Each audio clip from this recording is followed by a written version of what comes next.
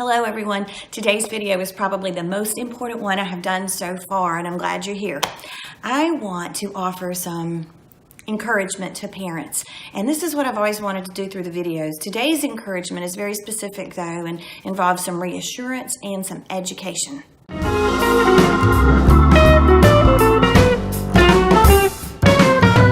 So let me tell you, when I was in residency training and in medical school back in the 90s, the topic for today was a non-issue. Only over the last couple of decades have we seen so much misinformation fuel this surge of anti-vaccine sentiment. And honestly, for pediatricians, it just blows our minds. We don't understand it. It's illogical. It defies history. It defies science. And we can't help but become a little defensive, even though we try not to. So I want to tell you where I stand right now. I am practicing in a very large, in fact, I believe the largest pediatric group in the Triangle area of North Carolina. Here's what we've had to do. And this is very rare that we did something outside of the American Academy of Pediatrics guidelines. Right now, the AAP still recommends that pediatric groups not discharge patients who are not vaccinated. And I get their logic. Their mindset is that if you discharge this patient, the patient's going to go to a practice that's of lower quality and may not continually receive the encouragement to become vaccinated. However, practically speaking, if you're in a large group and all these patients are coming from other pediatric groups that did discharge them for non-vaccinating, and you have a precious newborn baby in the waiting room being coughed on by a child with pertussis because they're non-vaccinated, that's just not acceptable. And we were continuing to inherit these discharged from other groups patients. So that was not cool. And we had to take a stand for vaccines and developed a policy to not continue to care for patients who refuse to get vaccines. So because of our policy, it means that I don't have to as frequently on a day-to-day basis discuss vaccine refusal with parents. So what I'm dealing with more now are sweet, loving parents who do comply with our mandate to receive vaccines to protect their babies. However, they're filled with fear, and this makes me so sad. And these videos are designed to encourage parents. So that's what I want to do today. I want to reassure you that when you follow our recommendations, you're doing the right thing for your baby. So first of all, one of the main things I want you to learn today is to think about your source of fear. Where have you learned to be afraid of vaccines? So I want to teach you a little bit about that. This whole anti-vaccine movement started particularly with fraud, okay? So there was this physician, an adult gastroenterologist in Britain called Dr. Andrew Wakefield. Turns out he forged the data. Turns out he made quite a name for himself and some extra bucks. Turns out he had no business doing pediatric vaccine research in the first place, and he's the one that came up with this false connection with measles, mumps, rubella, and vaccinations.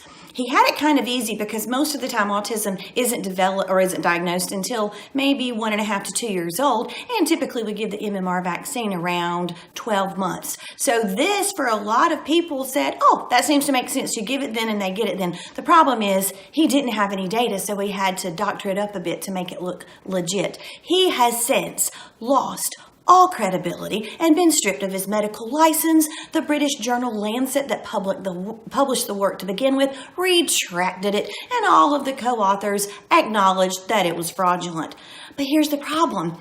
In today's world of social media and unlimited access to the internet and unlimited access to misinformation, this just planted a seed of fear and doubt and insecurity that blossomed when completely non-medical trained celebrities jumped on the bandwagon. So think about this for a minute. One of the big celebrity endorsers of refusing your child's life-protecting vaccines was a woman who was a Playboy bunny, okay? She had no medical training, none. She did not have a master's of public health. She did not train in pediatric infectious diseases and do a fellowship. She did not study microbiology or immunology or epidemiology or anything. She just had her own legitimacy of being a celebrity, and that was it.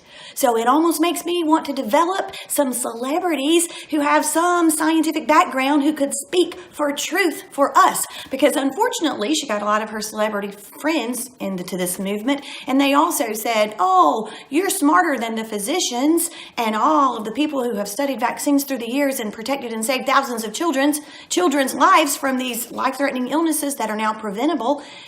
It just makes me sad. So when you are afraid for your child to receive a vaccine, would you please stop and think about why you're afraid? Who put that misinformation into your head? Because they weren't legitimate, okay? So that's recommendation number 1 I want you to take with you.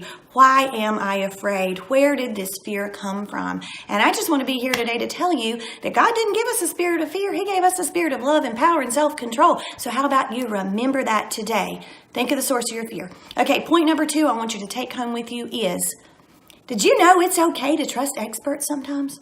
So part of this movement that has completely baffled me is that I will have literally parents of babies, and the parents are themselves teenagers, and they come to me and say, we have done our research.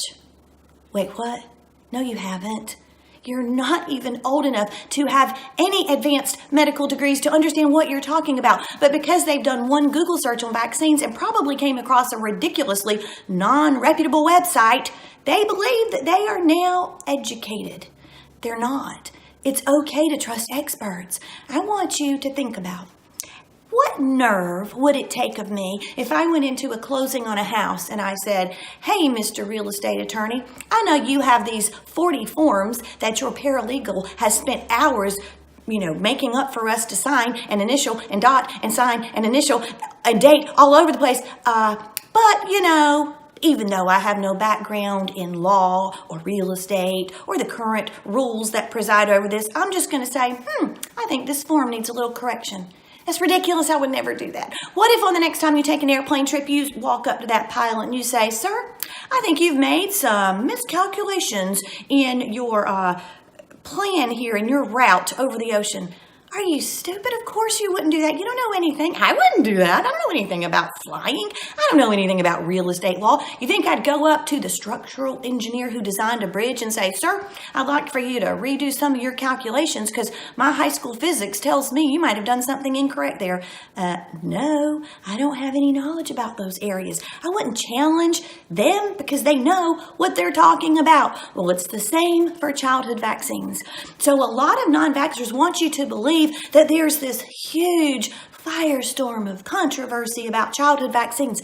That's not true. In the legitimate scientific community, there is zero controversy. Show me a pediatric infectious disease specialist who doesn't want your child to be vaccinated. There's not one. Show me a microbiologist. Show me an epidemiologist. Show me someone who studies public health. Show me even someone who studies medical history and can look at the incredible, unbelievable plummet of childhood deaths once vaccines were developed. Go look in how about this? My daughter recently did this in one of her classes in college. Go look at some cemeteries and look at the infant and childhood mortalities.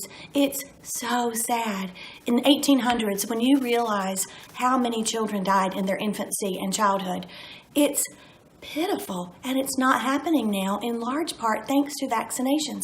So if you want real information, you could get that easily. I would recommend reputable websites like the Advisory Committee for Immunization Practices, ACIP, like the American Academy of Pediatrics, like the American College of Pediatricians, like the Centers for Disease Control, like the World Health Organization.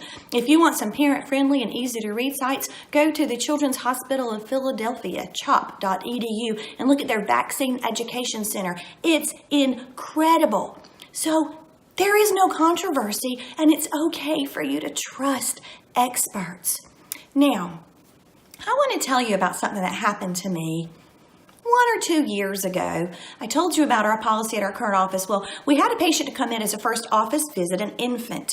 And because it was the first office visit, we didn't have any vaccine records. That's why I thought. And so I asked the mom if she could get us a copy. And she said, well, no, because he's never had any. And I said, oh. And then she said her older children were in public school. And I thought that was interesting. And I said, well, did the older kids, they must have received vaccines because they're in school. And she said, oh, no. And I said, well, how did you do that? And I'm trying not to be defensive, even though it's in my nature, because I've been well trained by the North Carolina Pediatric Society not to get defensive, because that can, of course, affect the quality of conversation. I was trying to be open-minded. Okay, ma'am, so why exactly don't your children in public school have their vaccines? And she said, oh, easy. There's just a little box that you can check on the form for kindergarten, and it says religious exemption. And the hair stood up on the back of my neck, and it was just one of those days. I guess my filter wasn't working, and I just said, oh, really? Well, it turns out I'm very interested in that. Could you explain that exactly? Which religion is it? I'm very familiar with the Bible. If you could give me a chapter and a verse, maybe I could understand you better. I was trying to be, engaging. And she said, I'm not kidding, she said this. She said, the Bible. The Bible has nothing to do with anything. I don't have any religion. That's just the box you have to check. I don't want vaccines because they're dangerous for my children. So if you may not know me personally, but if you do, you probably couldn't trigger me any more than to discount God's word and to discount the vital importance of vaccines to preserve children's life. So she pretty much triggered me maximally. And then she challenged me, and she said, how about you give me a chapter and a verse on a reason my children should be vaccinated if you think the Bible's so important? So I did. I said, well, the first thing that comes to mind is Jesus. I could actually quote Jesus in Mark 12:30. He said, we should love the Lord our God with all of our heart, with all of our soul, with all of our mind, and with all of our strength. So how about we use our brains about this? That would come to mind. He also said that we should be as innocent as doves, but shrewd like serpents. So shrewd to me means clever and wise and smart and planning and conniving and good things, but not just letting our children die of easily preventable diseases. So those were the two that happened to come to mind at the time, but many more did later as I thought about it. And this lady just blew me away. It turned out that she left our practice because we had the vaccine policy, but it at least helped me realize so many times when people have non-medical exemptions, which can be called religious, but often are not religious at all. They're just non-medical, meaning their child doesn't have an allergy to the vaccine components or either any other legitimate reason not to receive them. That's just what they say to get out of it. So that really opened my eyes to these families that are refusing vaccines and claiming religious purposes. So let me tell you, this is all of a sudden even more personal for me, and I don't know if I could have been more passionate about it, but now I am. I have a friend from medical school, Dr. Robin Hawkinson. She's an orthopedic surgeon. Her 12-year-old son, James Molador, now has ALL or leukemia. So he is suddenly extremely immunodeficient. He's, as far as his immune system goes, incompetent. He can't fight things off at all. He's extremely susceptible to diseases. So some of these parents, like that mom that I was telling you about, have no concept that around their children or other children who may be on chronic steroid therapy for ulcerative colitis or Crohn's or severe asthma or kidney disease or all manner of things, or have leukemia and have a completely devastated immune system right now. So I want to do my best to encourage you not to be afraid, but also to maybe even help change some public policy that allows kids to slip through the cracks. They're putting not only their own lives at risk, but all the children around them. So I want to encourage you today. Trust the experts. Think about the source of your fear. Protect your children. Understand that we live in a very small world thanks to air travel, and that diseases are very real and they're not gone. They've made a resurgence, in some part due to this anti-vaccination movement, which so hurts my feelings. Your children are precious and they deserve every chance at a healthy life. And I just want you to give it to them. I want you to trust me. I want you to trust your own pediatrician. I want you to trust the experts. If you do research, do good research. Don't be entangled by the misinformation that's out there. I hope this has been helpful and has been an encouragement to you. Thanks. And I thought of another thing. This has bothered me for a long time. You know, we have disproven that any sort of vaccine is causative for autism. This is what makes me mad. So what if you're a parent of a child with autism? Do you know any of those kids? I do. They are quirky, they're funny, hilarious, very brilliant many times. And if I were the parent of that child, I would be so offended by someone who said, I don't want a life-saving vaccine for my child because then my child might be like that child. You know, vaccines cause adults. They cause survival to adulthood. And that's much more important than even if it did cause autism, which it doesn't. It's been disproven over and over and over. So that was one thing I wanted to tell you. And another thing was, if there were toxins and poisons in vaccines, then why would all 6 of my children be completely vaccinated? Does that make any sense to you? And another thing is, when you hear these conspiracy theorists talking about vaccines as a part of the anti-vaccine movement, they always conclude that the pediatricians are in on some sort of big kickback scheme where we get more money for making your children get vaccinated. Well, I'm here to tell you, I never got signed up for the kickback program, and I am ready, willing, and able. Give me some kickbacks.